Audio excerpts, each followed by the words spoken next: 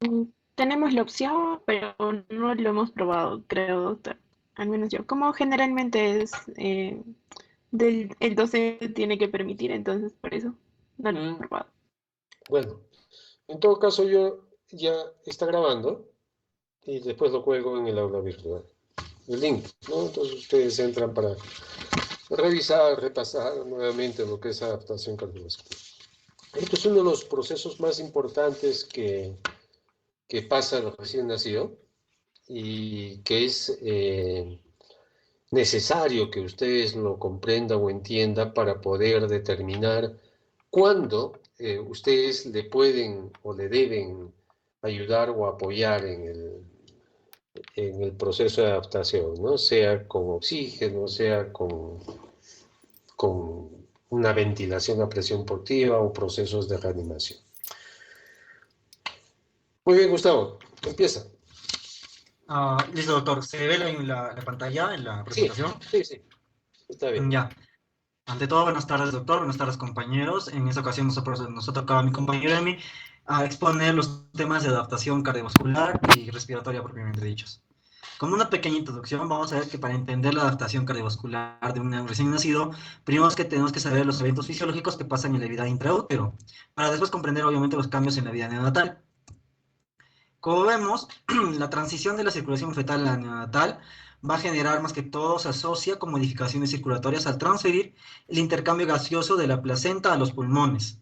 Ahora, dentro de lo que es el flujo en sanguíneo pulmonar va a elevarse rápidamente, va a desaparecer el flujo sanguíneo umbilical placentario, este es el circuito placentario que voy a explicar un poco más tarde, y comienzan a cerrarse los sitios de shunts fetales o los shunts fisiológicos, que son tres, el tubo arterioso, el venoso y el foramen oval, por lo que inmediatamente va a producirse un aumento del gasto cardíaco que se va a emparejar entre ambos ventrículos, haciendo que las circulaciones funcionen en serie y ya no en paralelo, que esta es una característica que diferencia entre la circulación intraútero y en la neonatal. El miocardio neonatal también tiene la capacidad de elevar su gasto cardíaco con sobrecargas de volumen, que va a ser muy diferente a diferencias del feto, y quizás por el desarrollo morfológico de las beta receptores de su bloqueo no logran deprimirlo mucho en su reposo. Entonces, primero hablamos de la vida fetal o intraútero. Como un breve repaso, vemos que el corazón tiene cuatro fases de desarrollo: la fase de cardiogénesis, que es a los 16 días de la gestación; la fase de fusión, que son a los 21 días, dentro de migración a la línea media; la fase de plegamiento, que es a los 20 a 30 días, que es el tubo cardíaco precrecida, que crece rápidamente; y a partir del mes recién hay la formación del tabique interventricular, los canales atrioventriculares y la separación del tronco arterial y la arteria pulmonar y aorta, como vemos en la imagen. Esta es la imagen de el esquema de un corazón fetal, en el cual tenemos acá tenemos dos circuitos, los tres circuitos o los tres shunts fisiológicos que van a ser el foramen oval, el ductus arterioso y el circuito de la placenta umbilical. Entonces, para comenzar, hablemos un poco de la circulación fetal. La circulación fetal tiene una de las principales características, es que va a ser en paralelo, es un circuito en paralelo, ya que ambos ventrículos van a estar expuestos a la misma presión o poscarga. Esto más que todo debido a las shunts, el ductus arterioso, que es el circuito pulmonar, el foramen oval, que es el circuito sistémico, y el circuito placentario. ¿Por qué mencionamos que este circuito de circulación fetal es una serie en paralelo?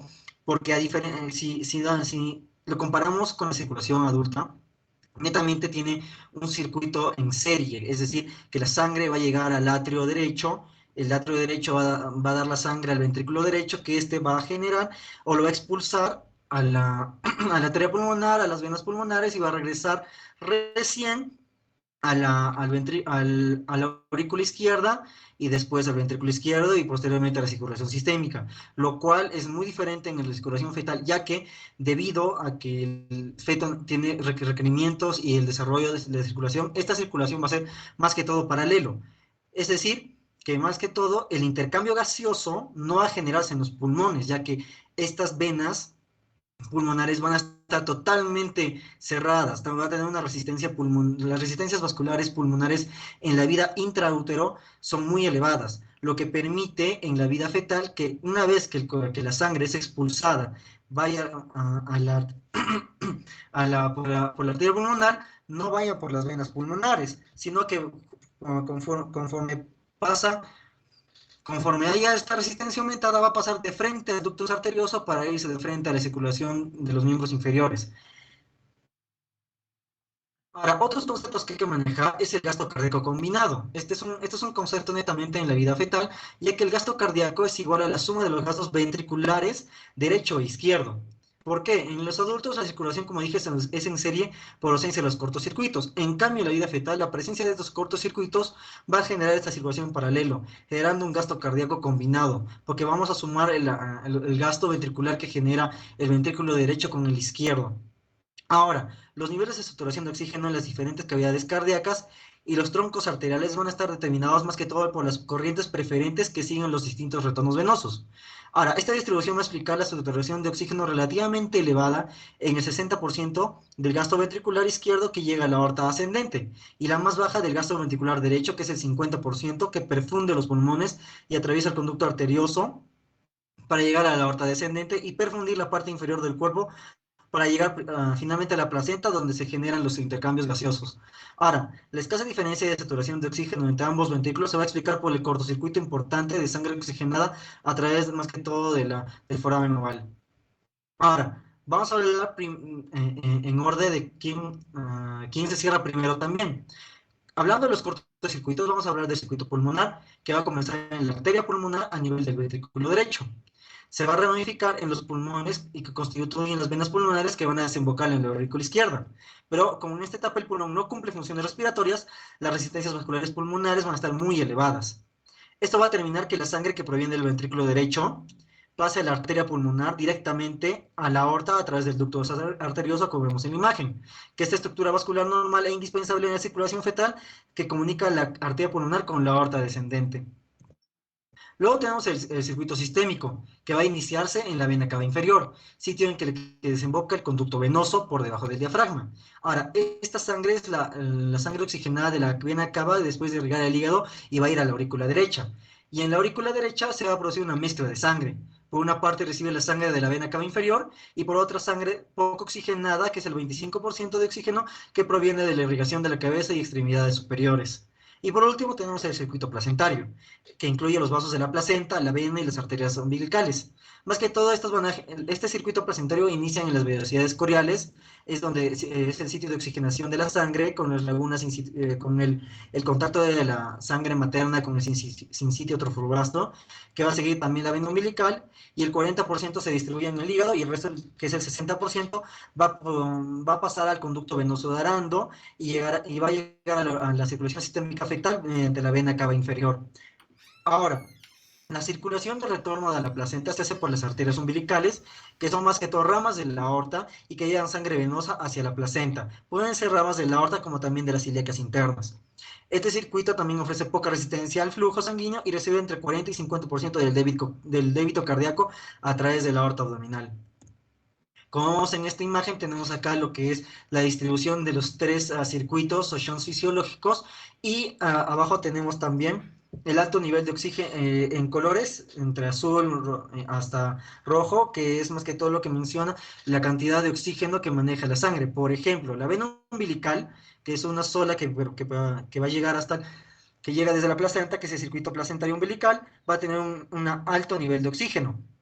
En cambio, a diferencia entre que es la vena cava inferior y la vena cava superior, que van a mantener un nivel muy bajo de oxígeno. Y entre un nivel moderado de oxígeno tenemos más que todo a la aorta descendente. Ahora, la fisiología cardiovascular fetal, más que todo en el feto, como dijimos, el intercambio gaseoso no se produce en los pulmones, sino en la placenta. Por tanto, la placenta debe recibir la sangre desoxigenada de la circulación sistémica y reenviarla esencialmente hacia el corazón izquierdo, una sangre venosa rica en oxígeno. Además, el sistema cardiovascular del feto está diseñado de tal modo que la sangre muy oxigenada se distribuye al miocardio y al cerebro principalmente. Esta adaptación, más que todo en el feto, es por la existencia de los flujos o los shunts o los cortocircuitos, los tres cortocircuitos fisiológicos que ya se han mencionado. Ahora, para que la sangre oxigenada procedente de la placenta va a llegar a la circulación sistémica y más que todo de preferencia al cerebro y al corazón, debe estar organizada de tal modo que la sangre debe atravesar varias comunicaciones y los shunts, que son más que todo el conducto venoso, el agujero oval y el conducto arterioso. Ahora, La dirección de los flujos más que todo se realiza de tal modo que se limita la mezcla de las sangres oxigenadas y desoxigenadas que vuelven al corazón y puede definirse como una circulación dependiente del cortocircuito. Acá tenemos un esquema en el cual vamos a tener la representación de la circulación fetal y también con los valores de saturación de oxígeno. Como vimos en la imagen anterior, la arteria y los vasos umbilicales son los que constituyen el sistema placentario. También tenemos la presentación del conducto arterioso, que luego explicar en la vida postnatal o en la neonatal cómo se cierran estos shunts fisiológicos. Mencionar que como vemos en el esquema, la vena cava inferior va a tener uh, dos tipos de flujos. ¿A qué me refiero? Cuando sube la vena cava inferior va a transportar sangre desoxigenada, pero de ahí va a venir más que todo el conducto venoso, que son la parte de la vena umbilical que va a transportar la sangre oxigenada. Entonces va a haber acá una mezcla de los flujos, de la sangre oxigenada con la desoxigenada. Esta va a respetarse básicamente hasta subir hasta el atrio derecho, en el cual el flujo que está precedente del conducto venoso, que es la sangre rica en oxígeno, va a ser la que predominantemente va a pasar de la aurícula derecha a la aurícula izquierda. Es una sangre rica en oxígeno, es decir, que esta va a pasar de frente al atrio izquierdo, en el cual va a pasar de frente a la aorta descendente, que va a bajar a irrigar las partes inferiores del cuerpo. En cambio, la sangre venosa procedente o el flujo venoso precedente de la cava inferior no va a irse directamente por el agujero oval, sino que va a irse al ventrículo izquierdo y después va a ser botado hacia la arteria pulmonar, que va a haber un cambio. Como vimos en el conducto arterioso, va a haber ahí también un cambio o un contacto de la sangre oxigenada y desoxigenada precedente, más que todo de este shunt fisiológico, lo que genera también la irrigación de la parte superior del cuerpo. Ahora, hablando del volumen sanguíneo en el circuito umbilical, vamos a ver que se estima que es un 10 al 12% del peso del cuerpo en comparación al 8% que es del adulto. Esta diferencia se debe a una fracción importante más que todo del volumen sanguíneo contenido en la placenta. Y más que todo esta fracción va a disminuir con las semanas de menorrea. Ahora, el volumen sanguíneo estimado contenido en el cuerpo fetal sería más que todo entre unos 80 mililitros por kilogramo. Ahora, el flujo sanguíneo venoso umbilical más que todo se mide en mililitros por minuto y aumenta más que todo de forma exponencial con las semanas de amenorrea durante la segunda mitad de gestación y va a tener un enlentecimiento al final de la gestación. Ahora, la proporción del gasto cardíaco combinado distribuida a la placenta varía con las semanas de amenorrea, con un aumento durante la primera parte de la gestación, llegando más que todo a un 30% entre la 20 y la 30 semana, y segundo una disminución del 20% durante el último trimestre. El flujo sanguíneo arterial umbilical, más que todo, tiene una presión arterial media en el feto humano de unos 15 milímetros de mercurio hacia la semana 21 de gestación. Ahora, las presiones intraventriculares del feto humano siguen un aumento más que todo de las presiones sistólicas, que van entre 20 milímetros de mercurio entre las 16 semanas y va a aumentar hasta un máximo de 40 milímetros de mercurio a la semana 28 de gestación, y no va a haber diferencias entre los dos ventrículos derecho e izquierdo. La presión media en la aorta va a aumentar de 21 a 45 milímetros de mercurio en el bebé a término. Ahora, los latidos arteriales umbilicales más que todo se van a registrar en los registros Doppler de las velocidades de flujo. Más que todo, son prácticas corrientes durante la vigilancia de las gestaciones. Y el aumento de la impedancia, que es la resistencia a nivel de las arterias umbilicales, se manifiesta más que todo por una disminución o incluso una ausencia o una inversión del flujo diastólico en las formas más graves. El retorno venoso, más que todo de la circulación intrauterina fetal antes del parto, tiene un volumen equivalente y que vuelve al corazón por la vena umbilical.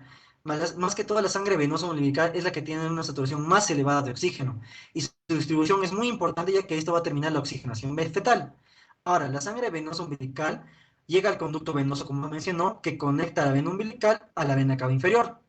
Alrededor del 30% de este flujo venoso umbilical pasa más que todo al conducto venoso en el segundo trimestre, cifra que va a disminuir un 20% durante el tercer trimestre. El resto de la sangre venosa umbilical va a penetrar en los sistemas hepáticos y porta y el flujo sanguíneo por la vena cava inferior de torácica, que supone el 70% del retorno venoso cardíaco. Como vemos otra vez en la imagen, en el esquema que se les explicó, vemos que la vena umbilical va a estar conectada a la vena cava inferior como el conducto venoso, que se también va a irrigar un poco al hígado, y recién van a volver las dos circulaciones por la vena cava inferior al atrio derecho. Ahora, en total, el 40% de la sangre que regresa al corazón por la vena cava inferior se dirige, como dije, a través del agujero oval hacia la aurícula de la izquierda, y el 60% restante va a penetrar el ventrículo derecho a través de la válvula tricúspide, como vemos en esta imagen. Esta es una imagen de la distribución del flujo venoso umbilical a través del conducto. Vemos acá, más que todo, vemos la arteria pulmonar, la aorta, la aurícula derecha, la aurícula izquierda.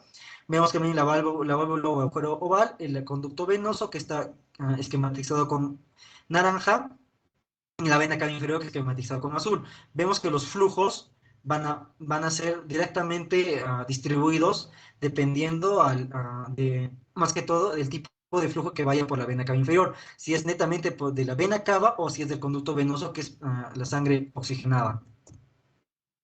Ahora, el desarrollo y la regulación vasomotora de la circulación pulmonar, más que todo, vamos a tener en cuenta que el pulmón se caracteriza por una doble circulación, como va a mencionar mi compañero, pulmonar y bronquial. Las arterias intraacinales se van a desarrollar entre la semana 10 a 40 de la gestación.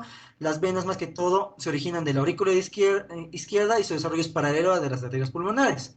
Ahora, en temas de tamaño o diámetro de las arterias pulmonares más grandes, o sea, de más de 1.700 milímetros de diámetro, son las elásticas. Las que están entre 180 y 1.700 milímetros son musculares. Las que son menores de 180 a 100 milímetros solo tienen una capa circular muscular. Y las que son de menor diámetro, menores a 100, no son musculares. En el feto, las arterias pulmonares no son musculares a partir de los bronquiolos respiratorios. Ahora, las modificaciones de las resistencias vasculares pulmonares durante la vida fetal y al nacer. En la vida fetal que tenemos en el cuadro de la izquierda, las resistencias vasculares pulmonares van a modificarse durante la gestación. Tenemos tres fases: la fase ductal, la etapa vascular y durante la fase alveolar. En la fase ductal, en el desarrollo pulmonar, solo tenemos que saber que las resistencias vasculares pulmonares son muy elevadas, debido a una escasa densidad de vascularización. En la etapa sacular, en cambio, hay aparición de los grandes tabiques intersaculares, los que van a tener la doble red vascular. Y va a haber un aumento de la densidad vascular, pero van a inducir una poca disminución de la resistencia, pero esta resistencia va a mantenerse elevada. En cambio, en la fase alveolar, a pesar de que las arterias están incrementándose de una manera exponencial, a, a las, a, a las en número de arterias pulmonares de pequeño calibre, igual las resistencias vasculares pulmonares se mantienen muy elevadas debido a la vasoconstricción activa. En cambio, al nacer, la aireación de los pulmones va a reducir estas resistencias vasculares pulmonares. El modo de parto influye mucho en las modificaciones de las resistencias vasculares pulmonares. Por ejemplo, en un parto vaginal se asocia a una reducción muy rápida o rápida y normal de las resistencias vasculares pulmonares, mientras que en un parto por cesárea programada retarda mucho la disminución de estas resistencias vasculares. Ahora, ya que sabemos cómo se comporta la circulación fetal, en el periodo neonatal va a haber un cambio, una adaptación importante. Más que todo tenemos que saber que la volemia en un recién nacido término es de 85 mililitros por kilogramo y que va a permitir una irrigación cerebral normal. Más que todo las túnicas íntimas y media de los vasos sanguíneos están bien desarrolladas. Esto es importante porque de ahí va a venir más que todo el estrechamiento o la atrofia o por así decirlo, cuando los shunts fisiológicos se cierran de una manera importante. Más que todo esto también aparte van a generar en los vasos o van a determinar su indemnidad y su impermeabilidad. Además que más que todo de contribuir a la autorregulación frente a cambios bruscos de presión. Ahora, tenemos que tener en cuenta que en el tono vasomotor va a ser regulado por el oxígeno, el vasoconstrictor, y las prostaglandinas, más que todo la I2 y la E2, que son las vasodilatadoras. Un dato importante es que a menor edad gestacional vamos a tener una mayor respuesta, más que todas las prostaglandinas, que deben ser las vasodilatadoras, y a mayor edad gestacional hay una mayor respuesta al oxígeno, que es el vasoconstrictor. Así que por esa lógica tenemos que entender que en el recién nacido término los vasos sanguíneos son muy sensibles o más sensibles al efecto vasoconstrictor del oxígeno y menos sensibles al efecto vasodilatador de las prostaglandinas y el óxido nítrico. Entonces, al inicio de la respiración, ¿qué es el primer shunt que se va a cerrar en orden? Va a ser el foramen oval. Entonces, aumenta la presión de oxígeno más que todo a nivel circulatorio y va a disminuir la presión de CO2. Va a aumentar el pH y los vasos pulmonares se van a distender. Va a haber una disminución de las resistencias vasculares pulmonares por debajo de la resistencia vascular sistémica. Ahora, a esta inversión de las presiones se va a producir un cierre primero mecánico del foramen oval y deja de pasar sangre de la aurícula derecha a la izquierda. Pero esta oclusión no es inmediata, puede persistir en un mínimo de 24 horas hasta las 48 horas, que no se manifiesta clínicamente, pero es audible a la auscultación como un pequeño soplo. Ahora, el cierre definitivo va a ocurrir dentro de varios meses, hasta unos 6 meses. En esta fase de transición también hay un aumento considerable de la carga volumétrica al ventrículo izquierdo a causa del gran ingreso a ese nivel de retorno de las venas pulmonares. Ahora, como mencioné, en el cierre del foramen oval tenemos dos tipos de cierres, el cierre funcional y el cierre anatómico. El cierre funcional se va a producir a las primeras horas de vida neonatal por disminución del retorno venoso y la consecuente disminución de las presiones de la aurícula derecha. Igualmente va a haber un aumento en el flujo pulmonar con un aumento de la presión de la aurícula izquierda. Así va a haber una mayor presión en la aurícula izquierda respecto a la aurícula derecha. Esto va a generar una presión, esto se va a añadir también la presión negativa de la presión intratorácica y esto va a generar un cierre funcional del foramen oval. Incluso en las primeras horas puede haber un cortocircuito de izquierda a derecha por mayor presión más que todo de la aurícula izquierda. Y el cierre anatómico, como mencionó, del foramen oval persiste anatómicamente abierto hasta los 5 años, quizás en el 50% de los casos de la población y hasta los 20 años en el 25% de los casos. El segundo shunt que se va a cerrar va a ser el ductus arterioso. El ductus arterioso, al igual que el foramen oval, va a tener dos tipos de cierres, el funcional y el anatómico. El funcional va a cerrar a las 48 horas de vida postnatal por constricción secundaria al aumento de la presión de oxígeno, que sabemos que es el vasoconstrictor, y una disminución de los vasodilatadores. Va a haber un aumento de la resistencia vascular sistémica y una disminución de la resistencia vascular pulmonar. Ahora, ¿cómo es que se cierra este ductus? Por la acción del vasoconstrictor, va a generar que el músculo liso de esta arteria se esté contrayendo constantemente, lo que genera una hipoxia, y conforme pase el tiempo va a haber atrofia de estas capas del ductus arterioso, lo que va a generar la atrofia y por consecuencia el cerrado de este ductus. Como dije, el incremento de la efectividad del oxígeno en el ductus se debe a la alteración del desarrollo de la sensibilidad del vaso a los vasodilatadores producidos localmente. Ahora, el cierre anatómico o permanente del ductus se va a producir entre el primer y tercer de vida postnatal por la hipoxia tisular que mencioné, derivada de la constricción mantenida que provoca el daño endotelial, desintegración y atrofia de la parte interna muscular media, con fibrosis, fragmentación de la lámina elástica y finalmente oclusión y obliteración por engrosamiento de la íntima.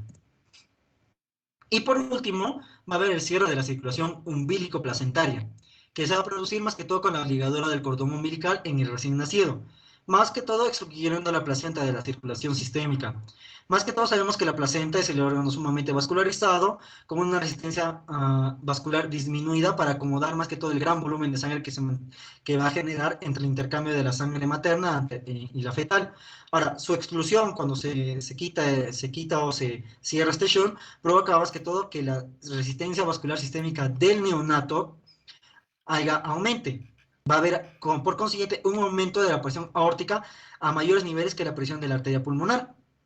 Entonces, igualmente, al ligar el cordón, cesa el flujo de la sangre por el conducto venoso y disminuyendo el retorno venoso por la vena cava inferior al corazón del recién nacido. Como dije, el conducto venoso que une la circulación hepática e intestinal también deja de funcionar después del nacimiento. Como dije, esto pasa por consecuencia de la ligadura del cordón umbilical que va a marcar el cese de este aporte sanguíneo desde la placenta. Y por ende, la función del hígado de distribuir este flujo desaparece y el conducto deja de ser funcional. El cierre anatómico definitivo de este conducto es hasta el séptimo día de vida. La función cardiovascular del recién nacido se va a caracterizar por una limitación en la fuerza de contracción, en la respuesta al volumen y a las sustancias vasoactivas. Pero, más que todo, el inotropismo positivo, producto del alza de los niveles de catecolaminas después del parto, permite más que todo aumento del volumen sistólico y el gasto cardíaco por aumento del tono y la frecuencia cardíaca. Ahora, datos a recordar que se cae un cuadro de anestesiología con respecto al sistema cardiovascular del neonato. Tenemos que entender que cuando más temprana sea la edad del paciente pediátrico, más cantidad de agua corporal va a tener. por lo que va a tener más volemia aumentada. En el prematuro, la volemia va a ser de 90 a 100 mililitros por kilogramo, a diferencia de un neonato a término, que es de 85. Ahora, el gasto cardíaco será aproximadamente de 200 a 325 mililitros por kilogramo por minuto, con una reserva miocárdica muy disminuida. Ahora, también la vamos a encontrar con menor capacidad de aumentar el débito cardíaco y un sistema de transporte de calcio inmaduro. Por ende, en resumen, nos encontramos con un aparato cardiovascular inmaduro e inestable. Ahora, hablando de la presión arterial en un recién nacido va a presentar características que se relacionan directamente con su peso de nacimiento postnatal. Acá tenemos un cuadro que menciona los valores normales de una presión arterial neonatal según el peso nacer. Por ejemplo, en un peso de un recién nacido mayor a 3.000 gramos, su presión va a ser sistólica de 65 a 70, su presión diastólica de 40 a 44 y una presión arterial media de 50 a 53.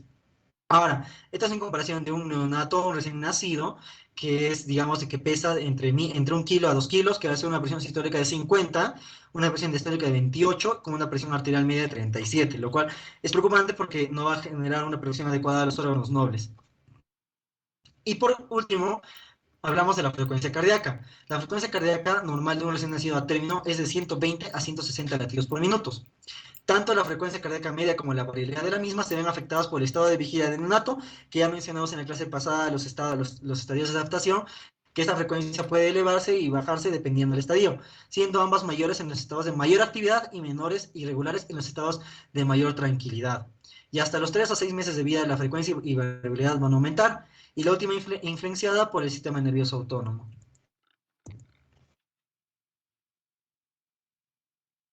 Eso sería todo en tema de adaptación cardiovascular. Muy bien. Continuamos mejor y al final lo dejamos las preguntas y la discusión que lo vamos a hacer al final, ¿ya? Entonces continuemos con Johan. Doctor, buenas tardes. ¿Se logra ver la pantalla?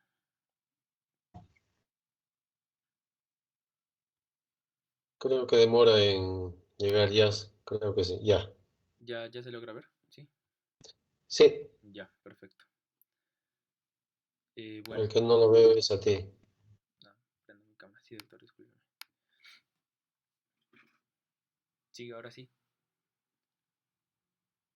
Sí, Ya, muchas gracias. Bueno, continuando con el tema, vamos a tocar entonces ahora lo que respecte a adaptación respiratoria, ¿no?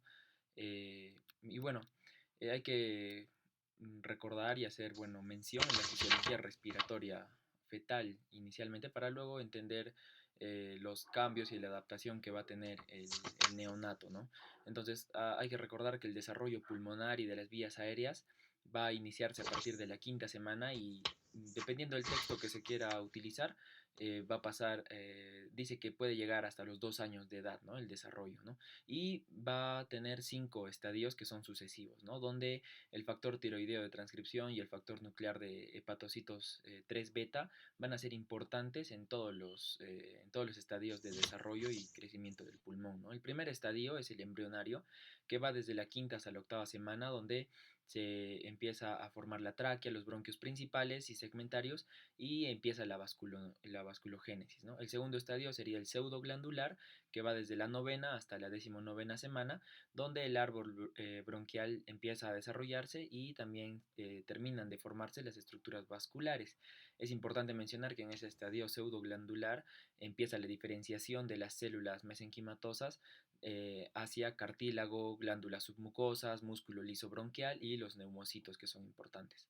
En el tercer estadio, el canalicular, que va desde la 19ª hasta la 29ª semana, se forman los acinos respiratorios y se forma algo muy importante que es la barrera hematorrespiratoria o hematoalveolar que va a asegurar en esta etapa que al momento del nacimiento se empiece a dar la hematosis, ¿no? La difusión de los gases respiratorios. En esta etapa también aparece la diferenciación de los neumocitos en los neumocitos de tipo 1 y los neumocitos de tipo 2. Los neumocitos de tipo 1 van a ser el principal componente de la barrera hematorrespiratoria, casi formando el 93% de su superficie, y los neumocitos tipo 2 tienen su importancia en la formación del surfactante, que más adelante vamos a ver todas sus características, pero que sabemos que sirve para mantener la tensión, la tensión dentro de los alvéolos y evitar el colapso, ¿no? El cuarto estadio sería el sacular, que se prolonga desde la 27ª semana hasta la semana 42, ¿no? O sea, incluso ya antes del nacimiento, donde el pulmón ya es completamente funcional. Y el estadio alveolar se menciona que parte desde la semana 36 y se puede dar incluso hasta la adolescencia, ¿no? Donde principalmente hay una multiplicación y ensanchamiento de los alvéolos, es decir, que el pulmón empieza a madurar, ¿no? Y ya llega a su funcionalidad total. Bueno, esto es prácticamente lo mismo. Como les digo, varía mucho de acuerdo al texto que se utilice, sobre todo en el tiempo, ¿no? Por ejemplo, aquí la embrionaria nos pone desde la tercera hasta la sexta semana, pero nos muestra, ¿no?, que hay la formación de un botón pulmonar primitivo, el mesénquima empieza a formar vasos rudimentarios, lo que habíamos dicho, la angiogénesis, y hacia el día 30 el sexto arco bronquial va a dar formación a la arteria y las venas pulmonares, ¿no? En la etapa pseudoglandular igual las semanas pueden variar, pero el conducto aéreo ya está establecido, la división se completa, ¿no? El cartílago, el músculo liso ya se va diferenciando en la vía aérea. Aquí se menciona que puede haber una cantidad de 25.000 bronquios terminales, ¿no? Y bueno, entre la semana 9 y 12 aparecen las arterias bronquiales y entre la semana 10 y 16 se forman las arterias y los bronquios. En la etapa canalicular hay un aumento del lumen de la vía aérea, la vascularización del tejido pulmonar se empieza a completar y, como habíamos mencionado, se forman tanto los neumocitos tipo 1 y los neumocitos tipo 2 para cumplir sus diferentes funciones. Hay que mencionar que en esta etapa del desarrollo pulmonar la resistencia vascular pulmonar es bastante elevada, como ya mencionó mi compañero, y es por eso que el flujo hacia el pulmón va a ser muy bajo. Esto lo vamos a ver más adelante con gráficos, que el flujo pulmonar es aproximadamente del 3 al 7% nada más, ya que por los shunts que ha mencionado mi compañero pasan, ¿no?, por el ductus hacia la circulación sistémica. En la cuarta etapa, que es la sacular, se forman los sacos aéreos terminales, que en esta etapa ya se les denomina como alvéolos primarios, es decir, que ya están listos para realizar la hematosis, pero recordemos que el intercambio gaseoso en el feto se produce en la placenta, ¿no? Y bueno, las células epiteliales se aplanan y forman la barrera hemato-respiratoria, que cada vez se va haciendo más delgada para permitir a posterior que el intercambio gaseoso sea mucho más fácil, ¿no? Y la fase alveolar, desde la semana 36, se forman los alvéolos verdaderos, es decir, ya funcionales. La barrera hemato-respiratoria tiene un grosor de 20 nanómetros, ¿no? Claro, es bastante ya delgada y va a permitir la hematosis, ¿no? Y el número de alvéolos aumenta hasta los 3 años de edad, es decir, que se van multiplicando y va aumentando el volumen pulmonar también. Lo mismo aquí ya en un gráfico vemos como las semanas pueden variar, ¿no? Pero los estadios, la embrionaria, vemos que parte del intestino anterior, ¿no? Vamos a ver imágenes posteriores donde aparece una yema pulmonar, ¿no? Y luego va desarrollándose y dividiéndose poco a poco. A esto se le denomina el divertículo respiratorio. Hacia la semana 10 aproximadamente aparece la etapa pseudoglandular con las ramificaciones. Todavía no es funcional el pulmón y las células se empiezan a diferenciar, ¿no? Poco a poco. La etapa canalicular, a partir de la semana 16 aproximadamente, las vías aéreas se van dividiendo, hay una diferenciación del epitelio respiratorio y se reordenan los capilares, ¿no? La etapa sacular, a partir de la semana 28, es importante ver cómo a partir de esta etapa la cantidad de surfactante va aumentando, ¿no? Bueno, lo menciono de una vez, empieza la cantidad de surfactantes, empieza a producir desde la semana 20-21, pero tiene valores significativos a partir de la semana 26 y no es hasta la semana 34-35 que la cantidad de surfactante es suficiente como para que el pulmón llegue a funcionar, ¿no? Entonces, a partir de en la etapa sacular ya empieza a haber este fenómeno, ¿no? Vemos aquí la línea del nacimiento y la etapa alveolar continúa, ¿no? Hasta algunos dicen 2 o 3 años con la maduración completa del pulmón. Entonces es importante recordar esto para entender más adelante lo que ocurre, lo que les mencionaba, ¿no? Una yema pulmonar que se va a ir dividiendo, ¿no? Y que parte del intestino anterior y luego va a ir cerrándose y dividiéndose para formar tanto la tráquea por delante y el esófago queda por detrás, ¿no? Las yemas bronquiales primarias se van dividiendo poco a poco. Sabemos que al lado derecho van a formar 3 lóbulos, al lado izquierdo solamente 2 y bueno, va a haber un crecimiento exponencial del tejido pulmonar. hasta llegar a la etapa final, ¿no? Donde van a ver incluso al final del sexto mes 17 generaciones y de subdivisiones, ¿no?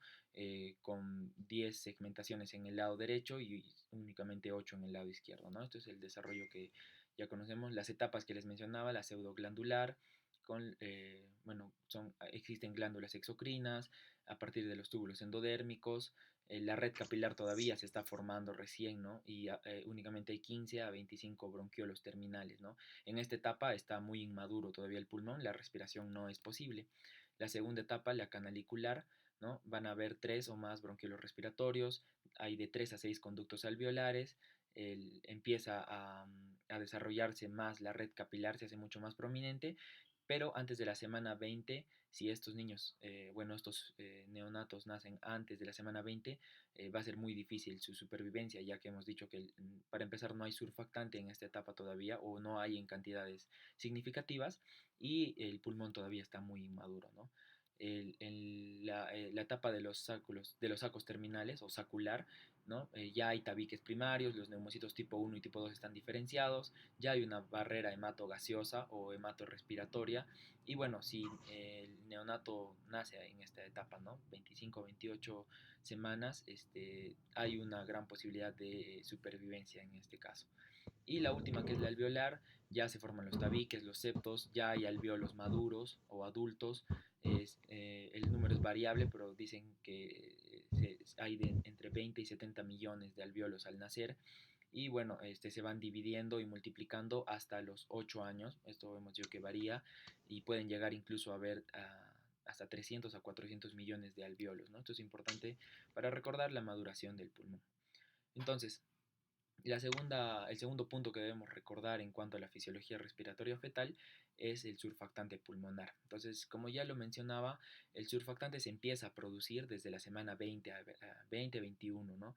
Pero no es detectado sino hasta la semana 26, ¿no? Y la producción importante o significativa de surfactante se va a dar hacia la semana 30. Y la cantidad y calidad del surfactante va a ser adecuada para soportar una respiración a partir de la semana 34 a 35, ¿no? Entonces vemos que desde la semana 20 ya hay surfactante, pero no es hasta la semana 35 que el pulmón puede ser funcional, ¿no? Digámoslo así. Es decir, entonces que las cantidades de surfactante van a ser suficientes únicamente al final del embarazo. Es por eso que los prematuros o los neonatos pretérmino van a tener dificultades principalmente con el surfactante, ¿no?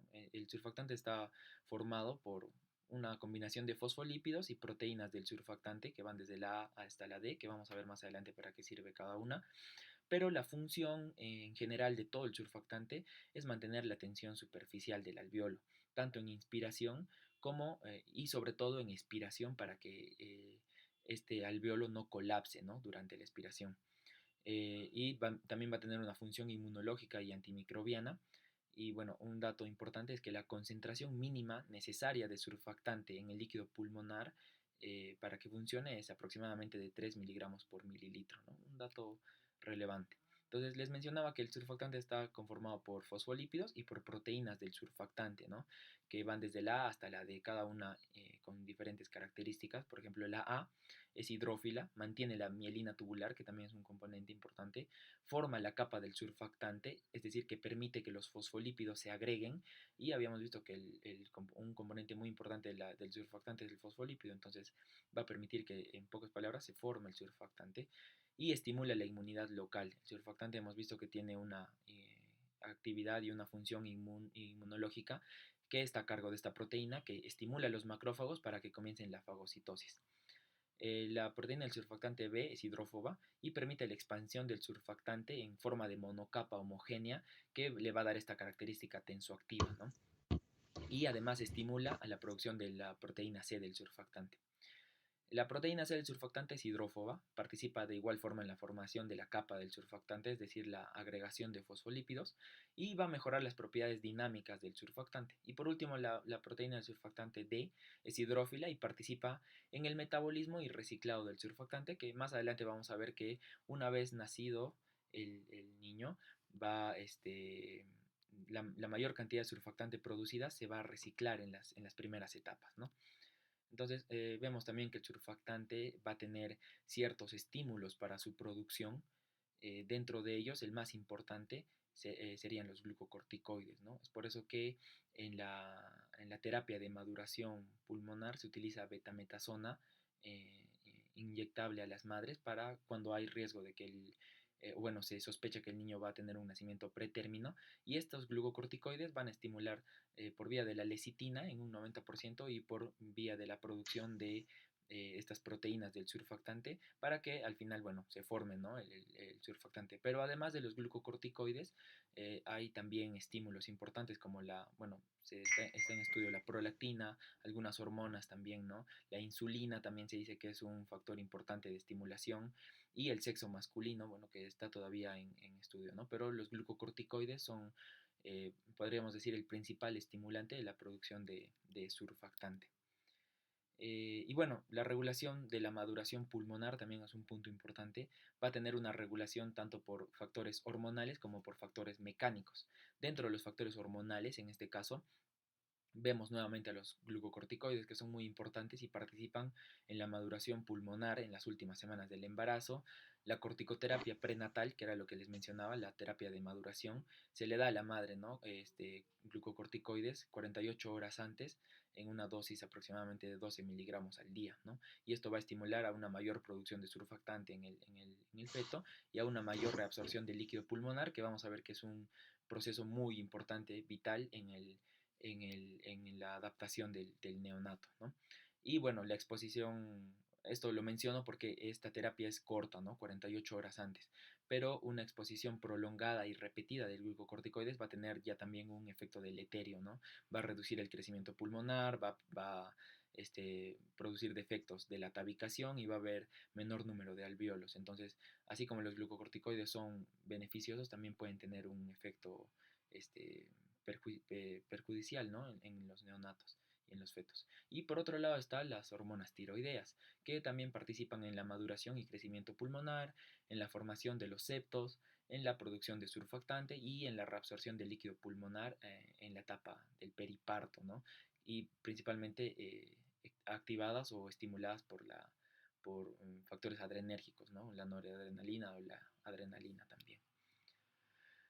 Y los factores mecánicos de la regulación de la maduración pulmonar van a ser tres, ¿no? Secreción de líquido pulmonar, los movimientos respiratorios y el peristaltismo bronquial, ¿no? La secreción de líquido pulmonar en el neonato eh, produce una sobrepresión, ¿no? Vamos a ver más adelante que el líquido pulmonar va a producir podríamos decir, un estiramiento de las vías respiratorias y los alvéolos para que estos puedan seguir desarrollándose cuando todavía se está en la etapa fetal, ¿no? Y bueno, va a permitir que el tejido pulmonar esté en estiramiento relativo para su crecimiento y desarrollo.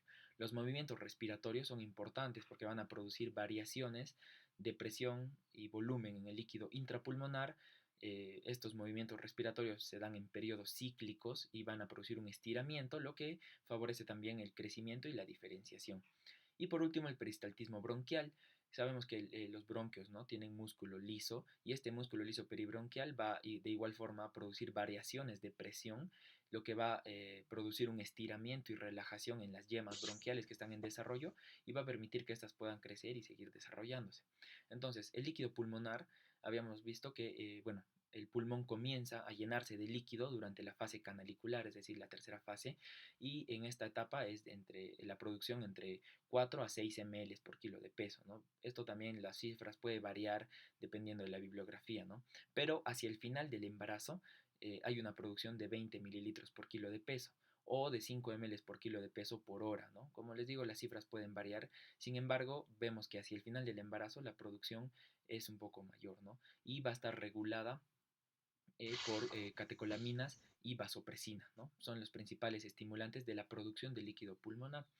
La secreción de líquido pulmonar está a cargo del transporte activo de cloro y pasivo de agua y sodio desde el intersticio hacia los conductos respiratorios. Entonces, esto se entiende mejor con este gráfico.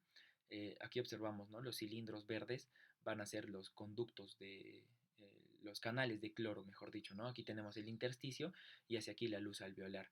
Vemos cómo hay un paso por medio de estos transportadores, es decir, un paso activo facilitado del cloro desde el intersticio, ¿no? Que bueno, va primero por este cotransportador de cloro, sodio y potasio, entra a la célula desde el intersticio, y el cloro que entra a la célula por medio de estos transportadores de cloro en la superficie apical de la célula va a pasar a la luz alveolar.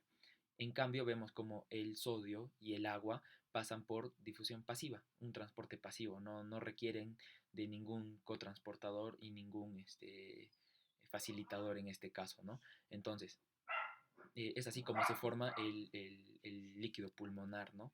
En la etapa fetal. El líquido pulmonar, como hemos visto, va a tener una alta concentración de cloro, pero una reducida concentración de bicarbonato y proteínas. Es importante recordar que tiene poca concentración de proteínas para más adelante ver cómo va a ser esta reabsorción, es decir, el proceso inverso, ¿no? Cuando el neonato nace y se adapta a la vida extrauterina, ¿no? El líquido pulmonar es importante para el crecimiento y el desarrollo pulmonar porque hemos visto que mantiene a los alvéolos en un constante estiramiento y esto permite su desarrollo y crecimiento. El volumen del líquido pulmonar comienza a descender 2 a 3 días antes del nacimiento y durante el nacimiento para facilitar también su reabsorción. Más adelante lo vamos a tocar con más detenimiento. Y participa en el proceso de insuflación del pulmón al nacer, es decir, que una reducida cantidad de este líquido se queda en el pulmón y coexiste con la primera inspiración y permite que el alvéolo se expanda, ¿no? En la primera inspiración, ¿no? Esto es importante y esta primera inspiración también va a servir para que ese último remanente de líquido pulmonar se termine de reabsorber en la adaptación.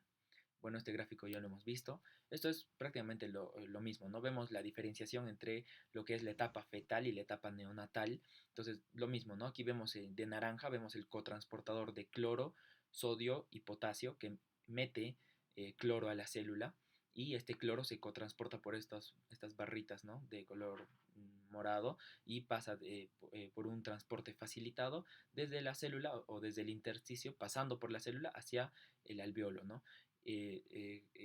Lo mismo pasa, pero sin cotransportador o sin facilitador con el sodio y el agua, ¿no? Que pasan por difusión pasiva. Y este proceso de reabsorción, que lo vamos a ver más adelante, pero no está de más ir adelantando, donde participan canales de sodio que van a tener un flujo inverso, ¿no? Es decir, desde el alvéolo hacia la célula, y luego esta bomba, ¿no? Que todos conocemos, la bomba sodio-potasio ATPasa, que va a ayudar a sacar el sodio y el agua siempre va a seguir al sodio y por ende el líquido va a salir hacia el intersticio, es decir, en sentido inverso, ¿no? Bueno, eso lo vamos a ver más adelante con detenimiento. Los movimientos respiratorios que habíamos visto, que les mencioné, aparecen a partir de la 10ª semana y se dan con una frecuencia de 50 ciclos por minuto.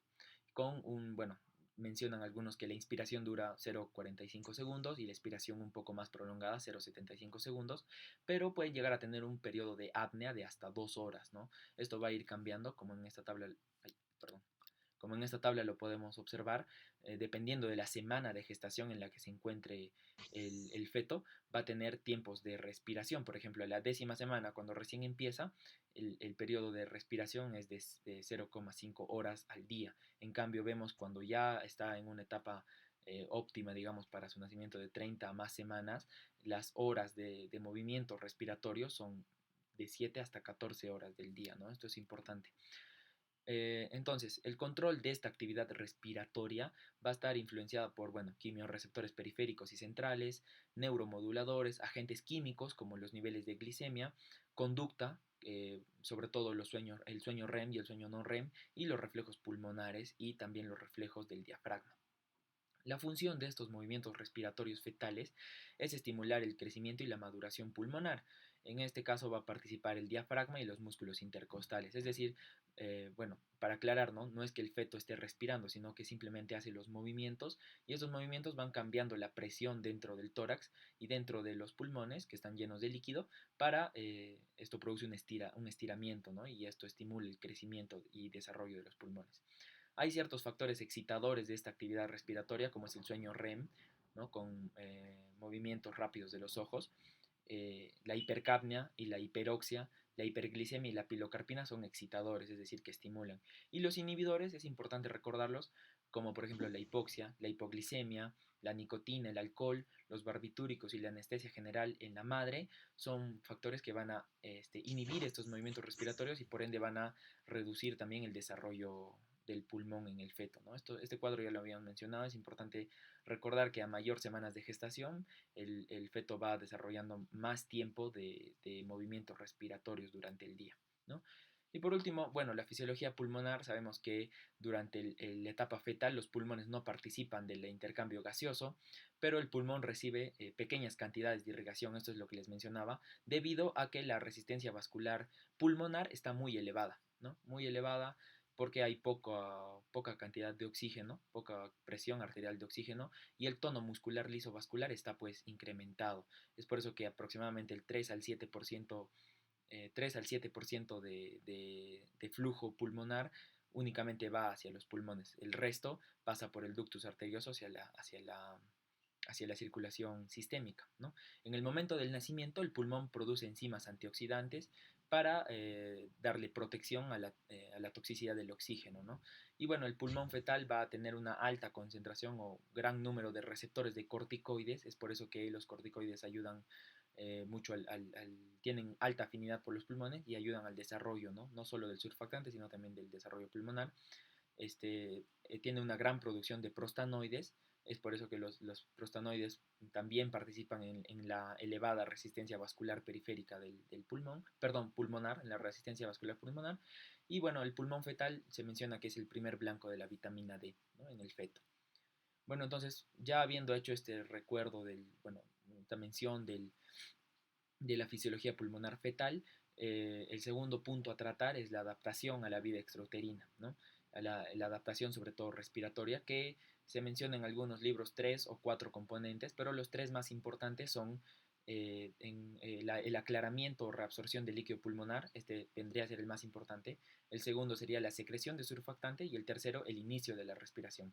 Y también vamos a mencionar el control de esta respiración que recién inicia, ¿no? Entonces, el primer punto es el aclaramiento o reabsorción del líquido pulmonar. El líquido pulmonar hacia el final de la gestación va a empezar a reducirse en un 35% y sabemos que, bueno, en los partos naturales, la compresión del tórax que se produce cuando el feto, bueno, cuando el neonato está pasando por el canal del parto, va a ayudar a expulsar este líquido pulmonar, pero en cantidades mínimas, ¿no? No son muy importantes, aproximadamente 30 ml de líquido, pero el mecanismo principal de este aclaramiento es la reabsorción hacia el intersticio. Esto es importante. Entonces, del intersticio a la circulación, o sea, primeramente pasa del alveolo o de las vías respiratorias al intersticio y posteriormente pasa a la circulación en un 80%. ¿No? En un 80% va directo hacia la circulación sanguínea y aproximadamente en un 10 a 20% puede llegar a la vía linfática y luego hacia la sangre venosa, ¿no? La duración de la reabsorción va a ser aproximadamente de 4 a 6 horas, pero va a tener 2 etapas que vamos a mencionar a continuación. Hay que mencionar también que la acumulación de este líquido primero se hace alrededor de las vías aéreas grandes y los vasos pulmonares, es decir, el intersticio, y posteriormente va a pasar hacia los capilares o linfáticos. Entonces, la primera etapa es la etapa rápida, podríamos decir, que se da en minutos, segundos a minutos, ¿no? Donde el desplazamiento del líquido pulmonar hacia los tejidos intersticiales es inmediata, podríamos decir, ¿no? Y se va a correlacionar con la inactivación de estas bombas de cloro que habíamos mencionado, bueno, la imagen anterior, ¿no?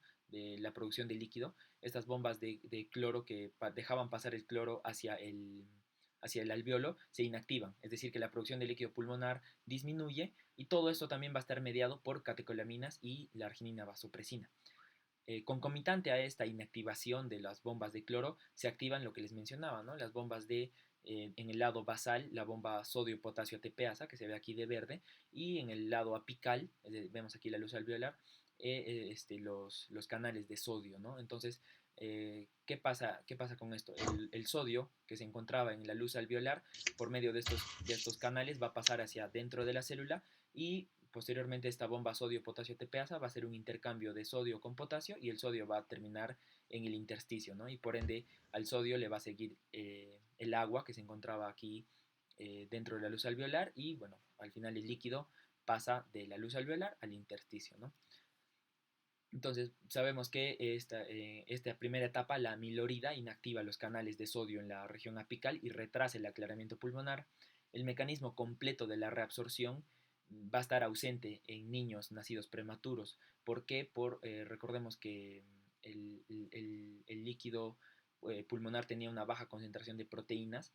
Esto va a ser importante para la presión oncótica, pero en los niños prematuros también hay una hipoproteinemia plasmática. Entonces, si hay hipoproteinemia en el líquido pulmonar e hipoproteinemia en el plasma, las presiones oncóticas no van a permitir que haya una reabsorción. Entonces, es por eso que en los niños prematuros este mecanismo está incompleto todavía. Los niños nacidos a término van a tener un aclaramiento del líquido pulmonar en segundos a minutos y esto va a permitir que el pulmón se limpie o se aclare, en otras palabras, y va a permitir el intercambio gaseoso de forma inmediata, ¿no? La actividad respiratoria, es decir, la primera inspiración, la primera aireación del pulmón, va a producir un aumento de la capacidad residual pulmonar, es decir, que con cada inspiración el pulmón va a terminar o con cada respiración, perdón, va a quedar un remanente de aire dentro del pulmón cada vez más grande, ¿no? Entonces, la velocidad del aclaramiento, que es aproximadamente de 5 a 10 ml por kilo por segundo, va a ser mayor que la velocidad del aclaramiento si solo participarían los canales. Es decir, que esta primera, bueno, me explico, esta primera inspiración va a ayudar a que la velocidad de aclaramiento aumente, esta primera inspiración, ¿no?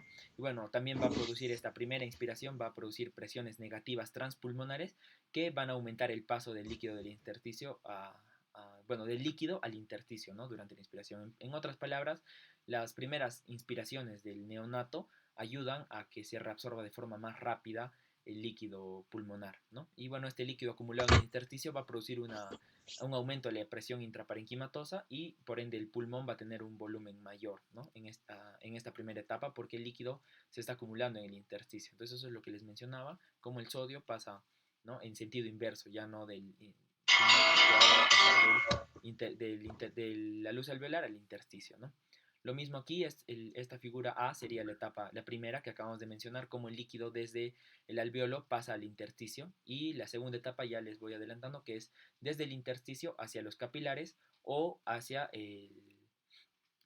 la linfa, ¿no? Este gráfico ya lo hemos visto, nos vamos a centrar en esta parte donde el líquido pasa por medio de estos canales de sodio que son apicales hacia la célula y posteriormente por la bomba sodio-potasio TPase hacia el intersticio en la primera etapa. En la segunda etapa va a pasar desde el intersticio hacia ya sea la sangre directamente hacia los capilares o hacia la linfa para posteriormente pasar hacia la sangre venosa, ¿no? Entonces, esa es la segunda etapa, es el desplazamiento desde el intersticio hacia la sangre o hacia los linfáticos. Esta dura un poco más, de 4 a 6 horas. No es tan inmediata como la primera que habíamos visto, que habíamos mencionado, ¿no? Entonces, la presión intersticial va reduciendo poco a poco. Habíamos visto que estaba elevada porque el intersticio estaba lleno de agua, pero va reduciendo hasta la negatividad en reposo. En este caso, la presión oncótica que les mencionaba es importante porque la presión oncótica vascular, que es aproximadamente de 30, es mayor que la presión oncótica intersticial y eso produce un gradiente hacia la sangre y produce la reabsorción vascular.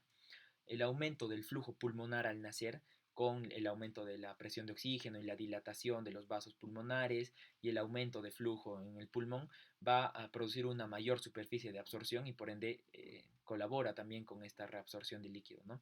Y la reducción de presión arterial pulmonar va a llevar a que haya menos presión hidrostática vascular y por ende va a permitir el ingreso de este líquido hacia la vasculatura, hacia los capilares, ¿no? Entonces participa tanto las presiones oncóticas como la reducción de la resistencia vascular pulmonar la mayor superficie de absorción. Todo esto conlleva a que hay una reabsorción vascular, ¿no? Entonces, con todo esto a tener en cuenta, durante la primera etapa, el intercambio gaseoso todavía está inexistente. Hay que recordar que nos referimos a segundos, a minutos iniciales, ¿no? Entonces el objetivo en esta primera etapa es simplemente acelerar el aclaramiento del líquido para que este intercambio gaseoso se dé lo más rápido posible. En este caso, la presión positiva con un AMBU, en este caso, va a acelerar el aclaramiento, ¿no? Y durante la segunda etapa el intercambio gaseoso ya se hace eficaz. El objetivo en esta etapa es sostener la ventilación alveolar porque ya hay intercambio gaseoso y evitar que el líquido que se había pasado al intersticio vuelva hacia el alveolo, ¿no? Y esto se puede conseguir también con presión positiva, pero en este caso continua, lo que se conoce como el CPAP, ¿no? Hay que recordar también que las catecolaminas, la activación de los receptores beta adrenérgicos y la secreción de vasopresina van a estimular la actividad de la bomba sodio-potasio TPasa y van a aumentar el número de canales de sodio, estos que estábamos viendo en la imagen, y por ende van a aumentar la reabsorción del líquido pulmonar, ¿no? Y los glucocorticoides, como ya lo habíamos mencionado, también estimulan a que haya mayor número de canales de sodio en la región apical y aumentan la respuesta a la catecolaminas. Entonces, en pocas palabras, el glucocorticoide es un facilitador de la reabsorción de líquido pulmonar. Hay situaciones en las que el aclarado del líquido pulmonar se retrasa, como por ejemplo, ya lo habíamos mencionado, la prematuridad, la extracción por cesárea, porque aquí también se pierde ese mecanismo del paso por el canal del parto, el aporte excesivo de fluidos endovenosos a la madre y la depresión neonatal por fármacos son factores que disminuyen este aclarado, que es un paso vital muy importante en la adaptación.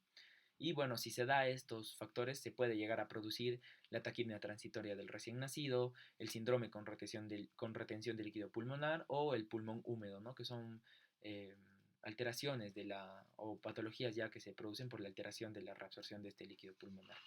En segundo lugar está el surfactante pulmonar, que ya habíamos mencionado que empieza a partir de la semana 20, con proteínas y fosfolípidos que se acumulan en los neumocitos de tipo 2, específicamente en los cuerpos laminares, y durante la maduración estos cuerpos laminares pasan al líquido pulmonar y pueden ser deglutidos o pasan al líquido amniótico.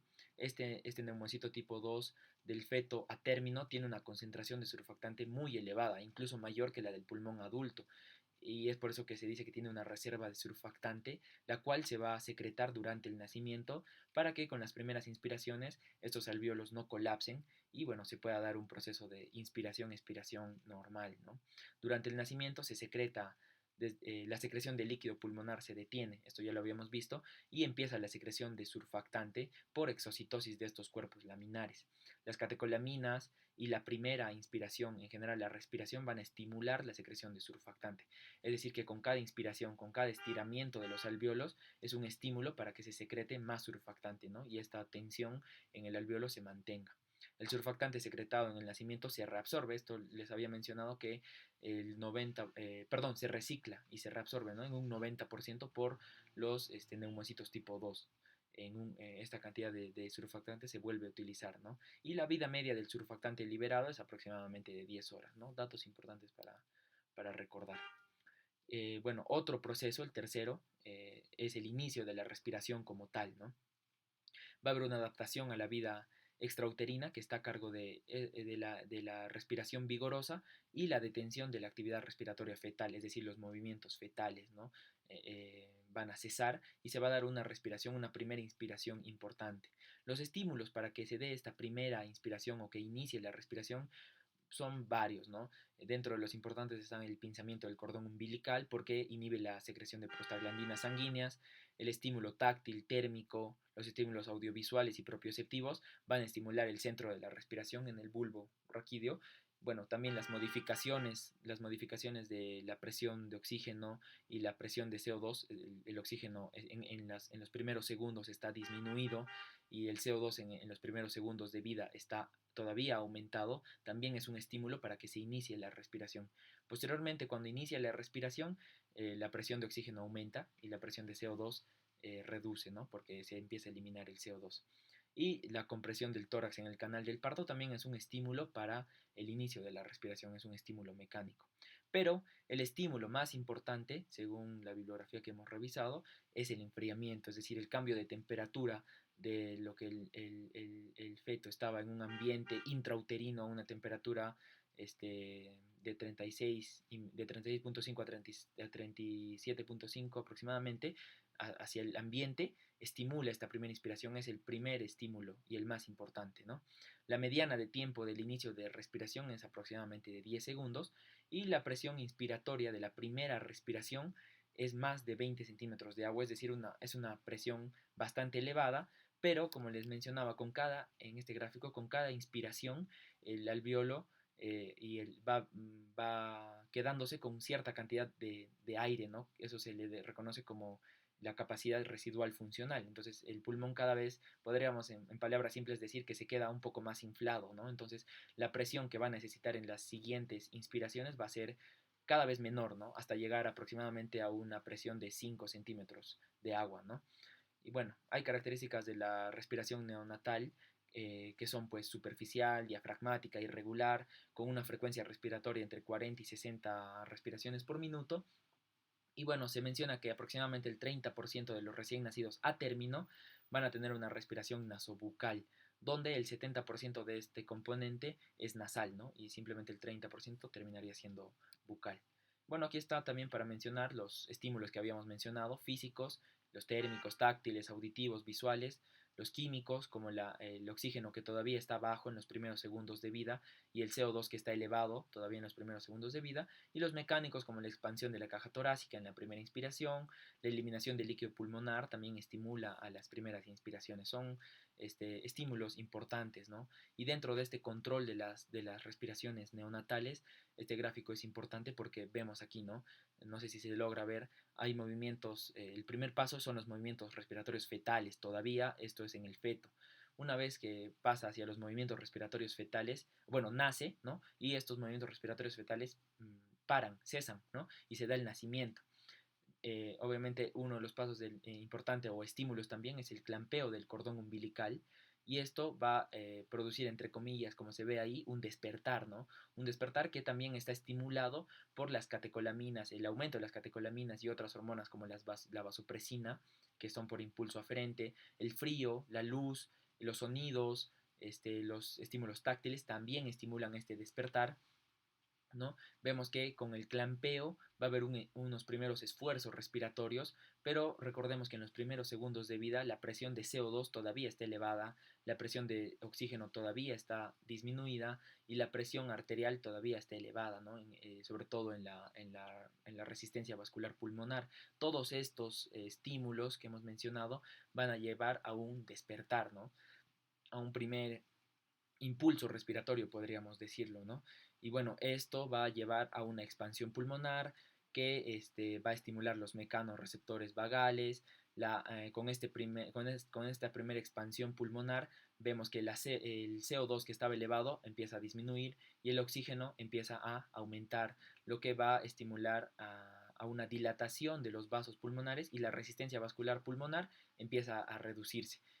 Por ende, el flujo pulmonar empieza a aumentar, el flujo sanguíneo empieza a aumentar y bueno, los receptores de CO2 al final todo va a terminar en que la respiración neonatal va a empezar a ser continua, ¿no? Aquí vemos que con estos estímulos también hay un consumo o una demanda de oxígeno, lo que también va a estimular a que el neonato siga respirando, ¿no? Entonces, todo esto es un control bien organizado, bien maquinado, ¿no? Para que a partir de ciertos estímulos empiece a haber un primer esfuerzo respiratorio y después una primera inspiración que va a conllevar cambios dentro de los más importantes, la disminución del CO2, el aumento del oxígeno, para que la resistencia vascular pulmonar reduzca, el flujo pulmonar aumente y el intercambio gaseoso se dé con mayor facilidad.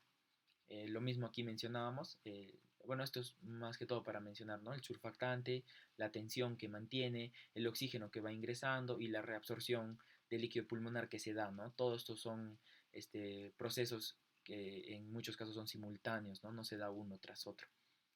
Y bueno, por último, el control de la respiración. La inspiración y la expiración van a estimular mecanorreceptores y quimiorreceptores que van a controlar la frecuencia respiratoria y el volumen corriente o el volumen tidal. Entonces, vemos que el aumento del CO2 y el pH ácido van a estimular quimiorreceptores centrales. Esto todavía antes de la primera respiración.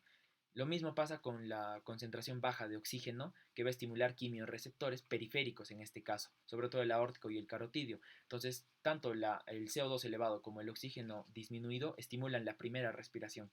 Una vez que ya la respiración del neonato se establece, el oxígeno aumenta y la CO2 disminuye, ¿no? Lo mismo pasa con el volumen tidal o volumen corriente y la capacidad funcional residual. Hemos visto que aumentan poco a poco con cada inspiración el volumen tidal y la capacidad residual funcional van aumentando, ¿no? Y van estirando el pulmón, es lo que habíamos mencionado, que con cada respiración el pulmón queda un poco más infladito cada vez, ¿no? Entonces los mecanorreceptores se estiran, ¿no? Y estimulan también a que la respiración continúe, ¿no? Van a estimular un aumento del tiempo expiratorio y por ende un aumento de la frecuencia respiratoria también, ¿no? El neonato tiene una menor resistencia nasal al flujo aéreo, pero tiene mayor rebote elástico de la caja torácica. Es decir, que entra más fácil el aire, pero sale más rápido también. Es por eso que el neonato tiene una frecuencia respiratoria mucho más elevada, ¿no? Es como si bueno, esto es un poco complicado de explicar, pero al tener menor resistencia nasal, el flujo aéreo es más rápido, o sea, entra más cantidad y más rápido el aire, y la caja torácica se comprime con más rapidez porque es más elástica, el rebote es más elástico, por ende la expiración es más rápida también, y por eso el tiempo inspiratorio y expiratorio se acortan y la frecuencia respiratoria incrementa, ¿no? Y por eso es que el neonato tiene un mayor consumo de oxígeno, porque tiene una mayor frecuencia respiratoria, ¿no? Y bueno, hay valores, ya para terminar, hay valores normales que se miden por la gasometría en el neonato, como la presión arterial de oxígeno, que como lo mencionábamos al inicio de clases, en el feto está rondando los 58-60 milímetros de mercurio, ¿no? La saturación, perdón, 58-60, pero aquí en el neonato ya está en 98. Lo mismo pasa con la presión arterial de oxígeno, que ya pasa en el neonato a valores normales, ¿no? El CO2 igual, valores relativamente normales, un poco menores a los del adulto, pero es por esta frecuencia respiratoria incrementada porque el neonato está eliminando más CO2 en cada expiración, ¿no? El pH igual en un rango normal y el bicarbonato un poco más elevado que el de los adultos, ¿no? Y el exceso de bases estaría igual, un poco más elevado, pero debido a esto del bicarbonato, ¿no? Y bueno, eso sería todo, doctor. Muchas gracias. Muy bien, Johan. Sí, deja de presentar, no hay problema. Pasemos a la parte de preguntas, dudas.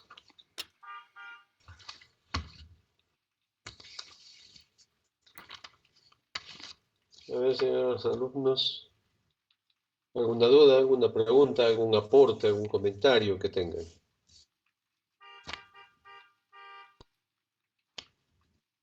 ¿Alguna pregunta para sus compañeros?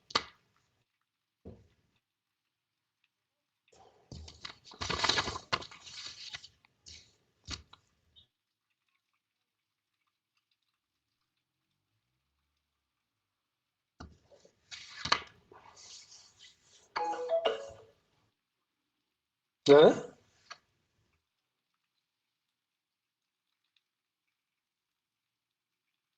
¿Ninguna pregunta, de verdad?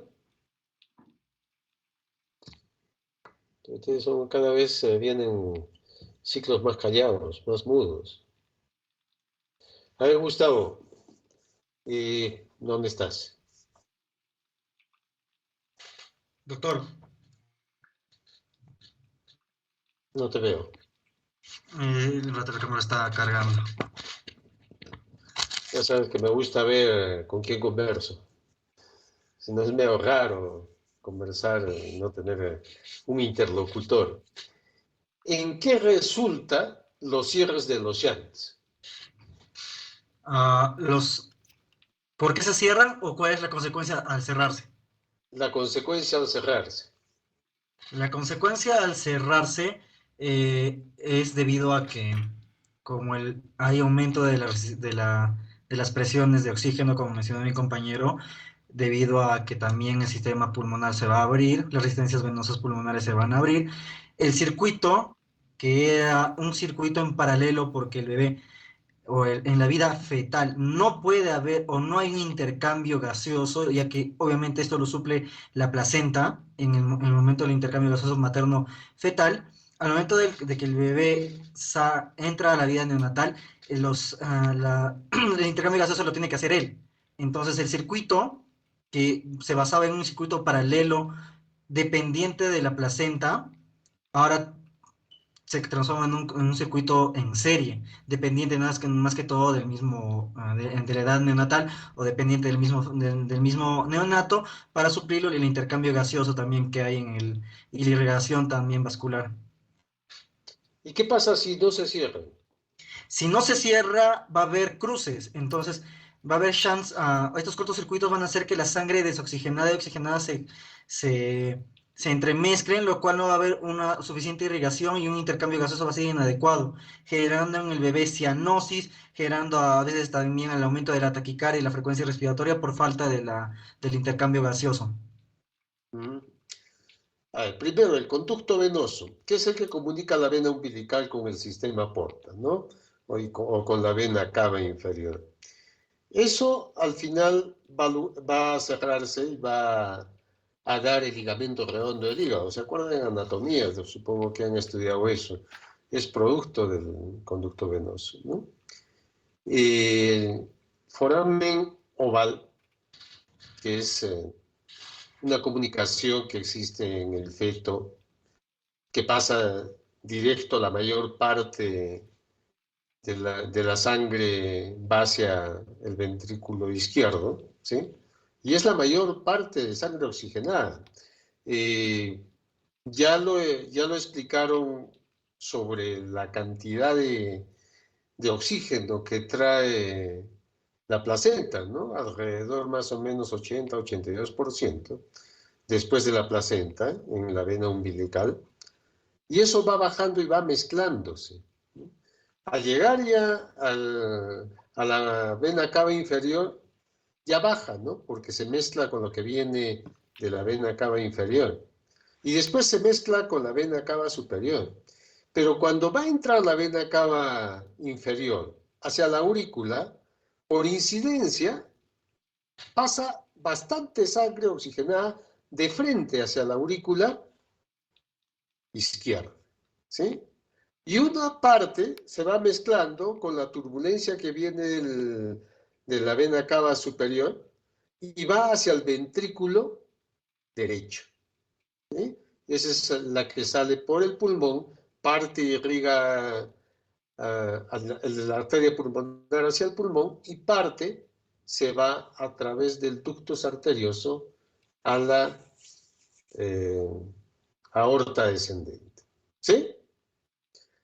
Ese foramen oval, que es la unión de dos septum, septum primum y septum secundum, después del nacimiento va a aumentar las presiones en los lados izquierdos y esto que estaba abierto lo va a cerrar así. El septum primum sobre el septum secundum. Y va a formar una fosita, que se llama la fosita oval, ¿no? Lógicamente que eso demora, ¿no? Si bien es cierto, funcionalmente hay un cierre precoz, ¿en cuánto tiempo se cierra definitivamente el tabique, se forma el tabique auricular? Hasta los 5 años, doctor. Uh-huh. Un año generalmente debe estar cerrado, ¿no? Al año ya se cierra. Anatómicamente, ojo. Funcionalmente sí es minutos después del nacimiento, ¿no? Ahora, cuando yo pongo, nace el bebé, y tú quieres ver cómo va aumentando la cantidad de oxígeno. ¿Dónde mides el oxímetro? ¿Dónde pones el oxímetro en un recién nacido? Doctor, no lo escuché bien, está medio entrecortado. ¿Me puedes repetir la pregunta otra Que vez, por cuando favor? nace un bebé y tú quieres ver cómo se está adaptando cardiorrespiratoriamente, Johan también puede. Johan, conéctate a ver, con cámara también. Sí, doctor, ¿se me ve? Ok, ahora sí estamos completos. Entonces, nace un bebé y ustedes quieren ver cómo se está adaptando cardiorrespiratoriamente.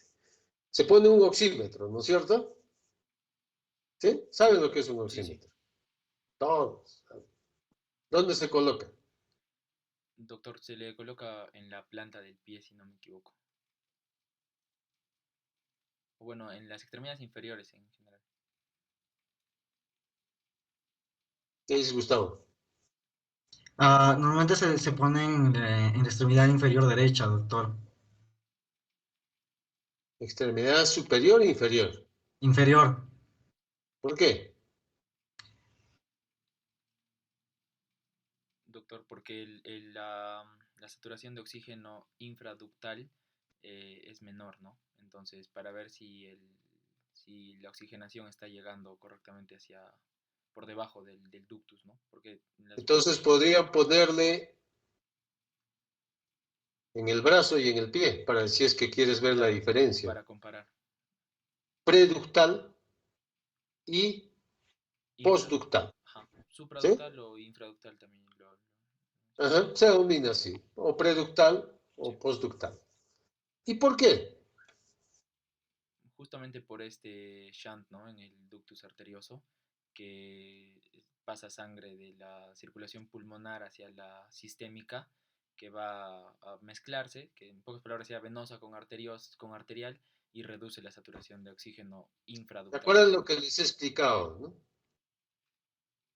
La mayor sangre oxigenada que viene de la cava inferior pasa a la aurícula izquierda, ventrículo izquierdo, aorta ascendente.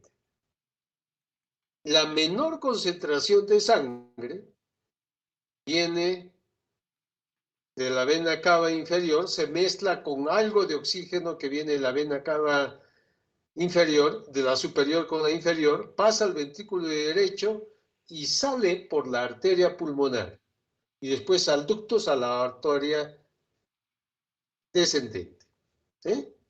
Por lo tanto, lo que sale por la aorta tiene mayor cantidad de oxígeno que lo que sale por la arteria pulmonar.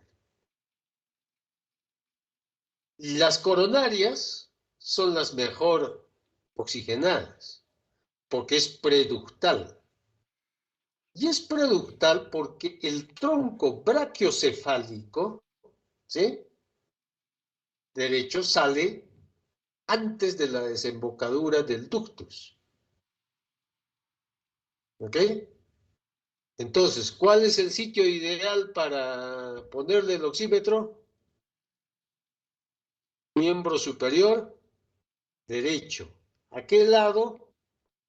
Al lado del pulgar, acá en los recién nacidos generalmente, o le ponemos en el prematuro acá, en la muñeca, o también le podemos poner acá en la palma, ¿no? Hacia abajo. Esa es sangre preductal. Es la que nos va a dar mayor seguridad de la oxigenación de ese bebé.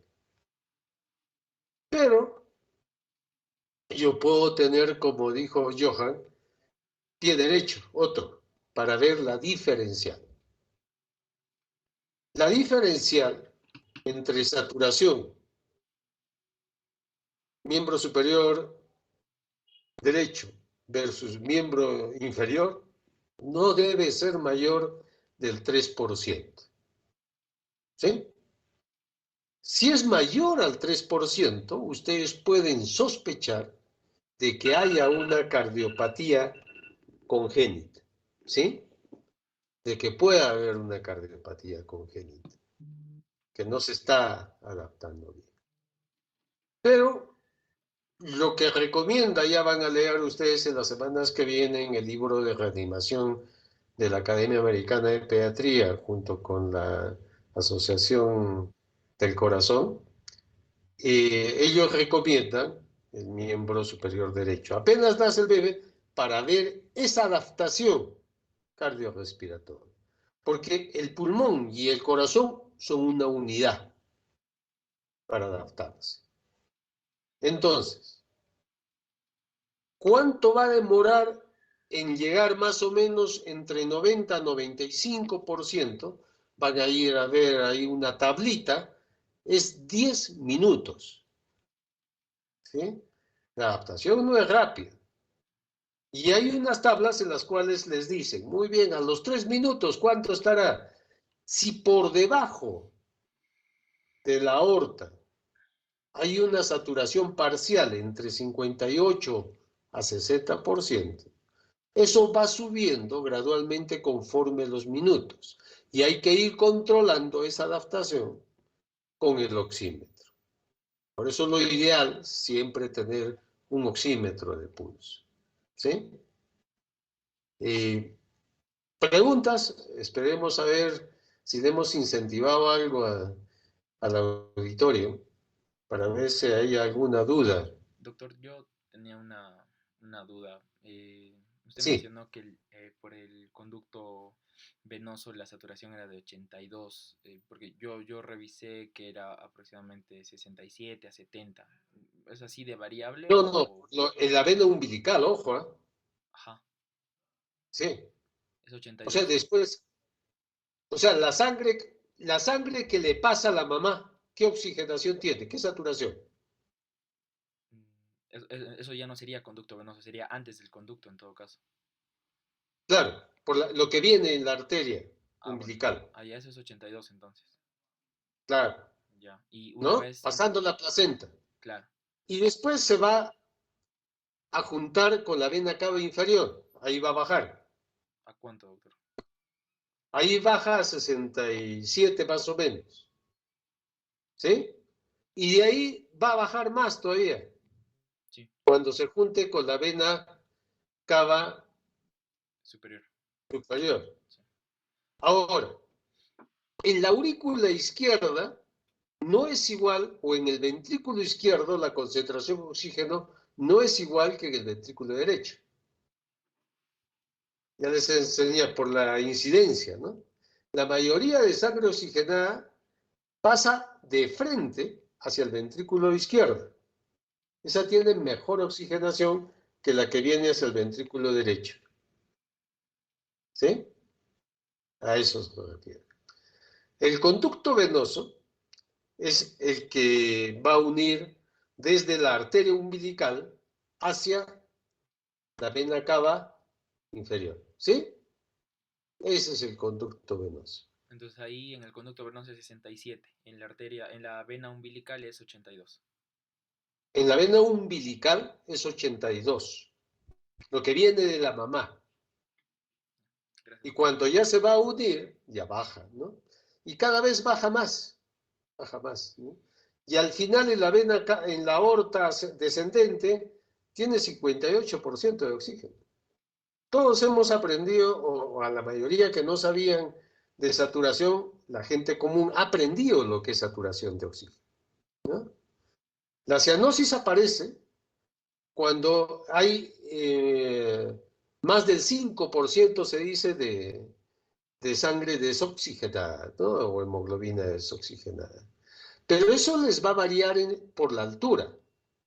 A ver, es igual la adaptación acá en Cusco, en Arequipa, en Lima o en Ticlio, Cerro de Pasco. ¿Qué me dice? ¿Va a variar, doctor? Va a variar por la presión de oxígeno pues en el ambiente, me imagino. Porque no va a ser igual. La presión atmosférica. Claro, el oxígeno ambiental, el oxígeno atmosférico. La concentración de oxígeno varía por la altura.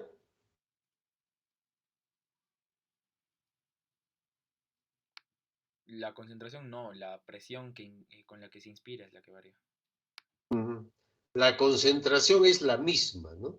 Entonces vamos a irnos familiarizando, chicos. Cuando yo hablo de concentración de oxígeno, es la cantidad de oxígeno en el aire que yo respiro. ¿Sí? Que va en porcentaje.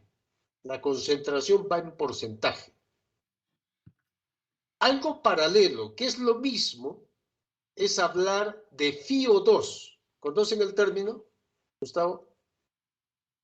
Frecuencia inspiratoria de oxígeno. Fracción. Fracción inspiratoria de oxígeno. Fracción inspiratoria de oxígeno. Es la fracción de una unidad. ¿Sí? Teniendo en cuenta que si yo hablo de concentración, ¿cuál es la concentración de oxígeno del aire que respiramos?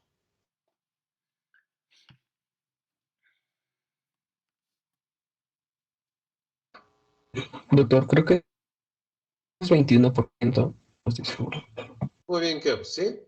Es 21%. Es la concentración de oxígeno del aire que respiramos. Sea acá en Cusco, sea en el Cerro de Pasco, sea en Lima, la concentración que el aire que respiramos es la misma, no varía. ¿Sí? ¿Cuál es el gas más abundante del aire? Nitrógeno, doctor, si no- Nitrógeno. Sí, el nitrógeno. Nitrógeno más o menos está en el 78% del local y 1% son gases menores, ¿no? Entonces, cuando hablo de concentración, tenemos desde el 21%, que es la cantidad de oxígeno del aire que respiramos, hasta el 100% que puede llegar del oxígeno en un balón comprimido. ¿Sí? Entonces hablo de concentración. Pero es lo mismo si hablo en FiO2 o fracción inspirada de oxígeno, que va desde 0,21, ¿sí?, hasta 1. Ese es el FiO2. Les explico esto porque los mezcladores de oxígeno o blender vienen graduados de 0,21 a 1. Entonces ustedes pueden graduar la cantidad de oxígeno que le dan a ese niño de acuerdo a sus requerimientos. Y eso lo hacemos en el proceso de adaptación al nacer. Vamos controlando con el oxímetro, vamos viendo el tiempo de vida y evaluamos si va a necesitar oxígeno adicional o no. ¿Sí? ¿Preguntas, chicos? ¿Hay alguien? A ver, para un resumen, Johan, factores que favorecen la eliminación de líquido pulmonar. Factores que favorecen la... La eliminación o depuración de líquido pulmonar. Bueno, hay factores desde la expulsión por la compresión durante el paso por el canal del parto, la hidratación correcta de la madre, el nacimiento del neonato a término, ¿no? Que no sea pretérmino, principalmente esos, doctor, para la correcta reabsorción del líquido pulmonar, ¿no? Ya. Permítanme marcar, me están pidiendo marca la salida, que ya son las 5.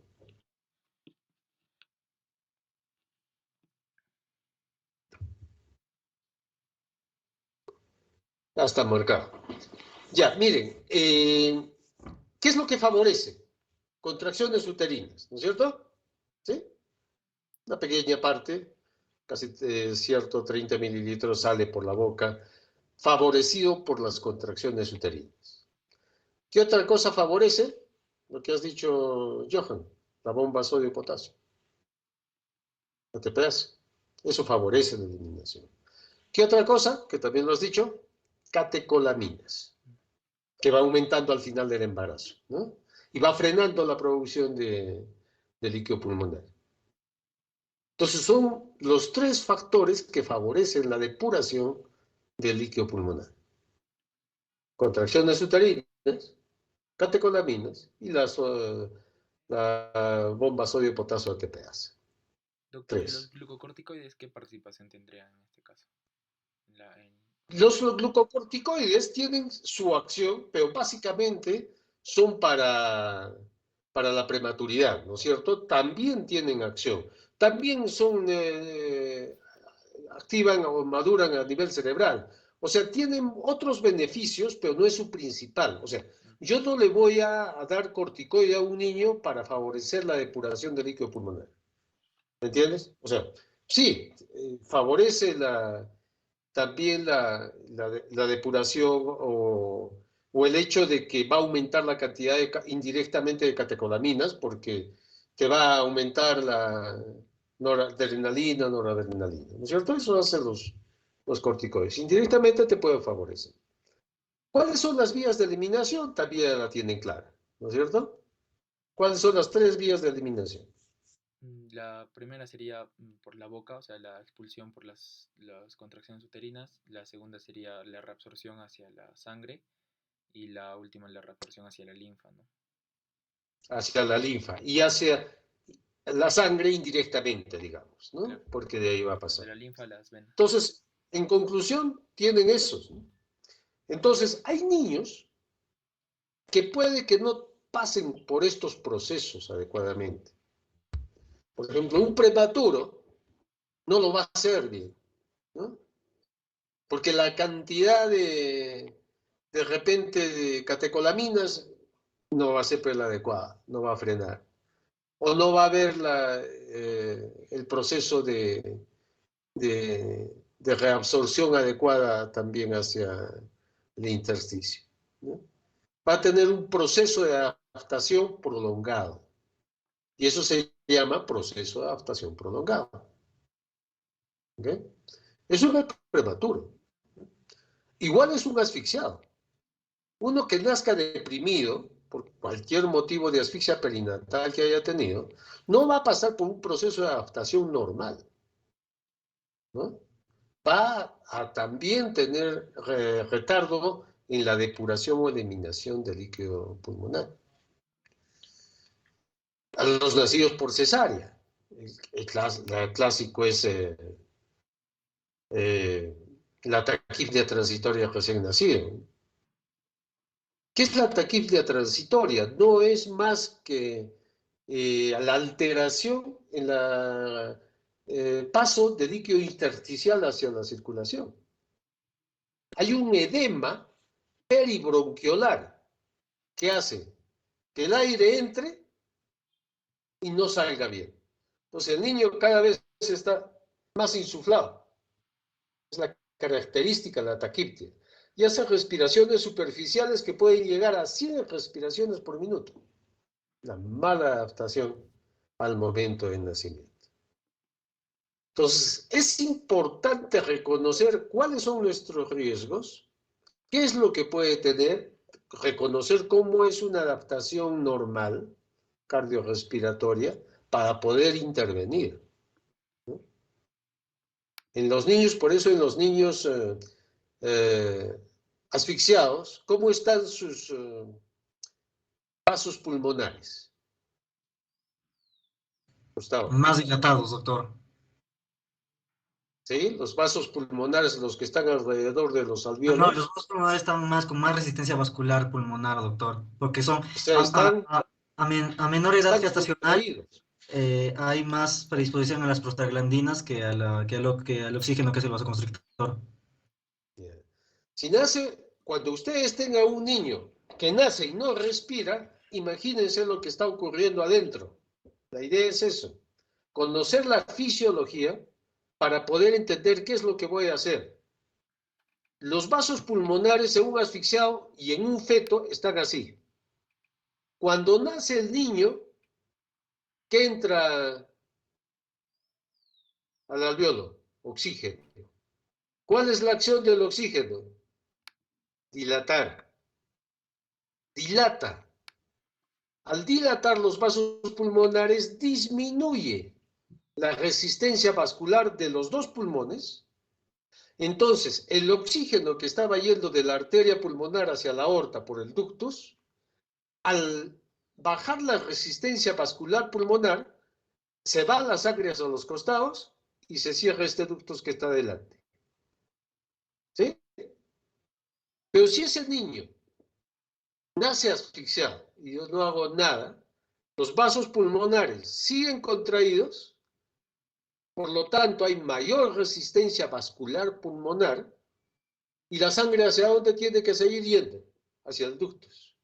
Por lo tanto, hay una persistencia postnatal de la circulación fetal. Entonces, ¿qué tengo que hacer? Agarro mi ambú y comienzo a meterle presión al alveolo. ¿Sí? Le meto el oxígeno. Para un niño a término no necesita oxígeno, solamente el oxígeno del aire. O sea, mi cantidad de oxígeno va a ser 21% en un niño a término, de inicio. Si no responde, le voy aumentando el oxígeno. Pero de inicio se empieza con 21%. Un prematuro vamos a empezar con hasta 30% de oxígeno. El oxígeno no es la panacea. Puede también tener su intoxicación por oxígeno, ¿no? Como cualquier medicamento, si no lo gradúo. Entonces, al entrar el oxígeno al alveolo, ¿qué va a hacer los vasos pulmonares? Se va a abrir. Y todos los otros procesos de adaptación que ustedes nos han explicado van a ocurrir a la circulación postnatal. ¿Sí? Quiero que me lo revisen bien, escúchenles, chicos, yo les voy a colgar nuevamente esto en el aula virtual para que ustedes lo puedan ver. Me avisan si no pueden acceder. ¿Preguntas? Doctor, disculpe una última pregunta. Sí. No sé, yo revisé que en la segunda etapa de la reabsorción se mencionaba que se podía utilizar presión positiva continua. Ese es el CPAP. ¿Y en qué casos se utilizaría? Ya. Son dos cosas. Uno es ventilación a presión positiva y otro es CPAP. ¿Sí? ¿Qué es CPAP? Presión continua en las vías aéreas. Presión continua en las vías aéreas. Quiere decir, es como que yo agarro la boca del bebé y hay una presión constante, así. Está soplando constante. Pero cuando yo hago ventilación a presión positiva, es intermitente. Aprieto, expira, aprieto, expira. Es diferente, son dos cosas diferentes. A un niño que no respira, que nace y no respira, tú no me puedes poner CPAP. ¿Cierto? A un niño que no respira, tú no me puedes poner CPAP. ¿Para quiénes está indicado el CPAP? Para esos niños que están respirando, pero que tienen dificultad respiratoria o que tienen trabajo respiratorio, tiraje intercostal, retracciones, ¿sí? Aleteo nasal, quejido. O sea, pero está respirando. Tú lo que quieres es ayudarle con más presión, ¿sí? Entonces son dos cosas completamente diferentes. Uno es que el niño que no respira, que me tienes que hacer ventilación a presión positiva, y el otro, el niño que respire con dificultad o trabajo respiratorio, o que esté utilizando músculos accesorios, diafragma, intercostales, ¿no? En ese caso, le pones CPAP. Entonces, ¿Sí? en el que no respira, únicamente la ventilación con el ambú a presión positiva. Ventilación, presión positiva lo más antes que ustedes puedan. ¿Sí? Listo. ¿Alguna otra pregunta? Auditorio. Señores mudos. Estos señores mudos, ¿qué hago? ¿Qué hago? Todo A bien, jalar doctor. la lengua.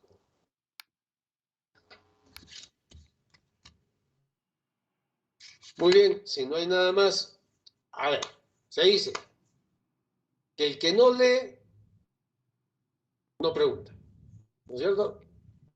Y lo tengo claro.